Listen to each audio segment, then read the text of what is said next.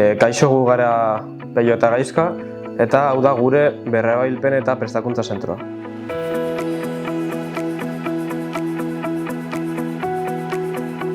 Hemendik, enpresatatik eta erakundetatik jasotako ordenagailuak bigarren bizitza eta beste irteera batzuk ematen ditugu.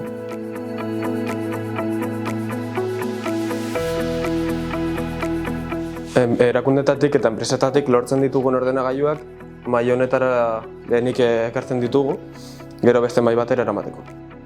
Mahai honetan itxen gauen lana da erroreak konprobatu, saiatu zeintzuk diren detektatzen eta bigarren bizitza eman ordenagailuei eta erroreen disko gogorra, sare txartela aldatu. Horko mahai gainen konprobatuta dan egin ondoren, honako mailetara erakartzen ditugu ordenagailuak, non lau taldetan sailkatzen ditugu.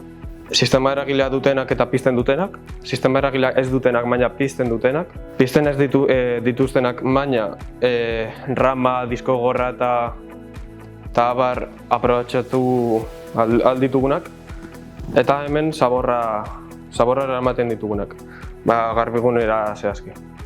Honako mailetan sailkatu ondoren, funtzionatzen dutenak eta sistema eragilea aldatu nahi dituguenak, honak hartzen ditugu, eta hemen azkenengo konponketak eta konponketa txikixak egiten ditugu. Aldiz, sistema eragilea sartu ondoren, erroreak ematen badigute, mahai horretara eramaten ditugu eta erroreak konprobatu ondoren saiatzen gara bigarren bizitza ematen eta mahai honetan disko gogorra formatzen ditugu, USB-ak eta abar. Eta armairu honetan ordenagailuak konprobatzeko ala ez daude ordenagailu batzuk eta antolatzeko ere. Eta hau izan da dena eta hemen bukatzen da gure lan prozesua.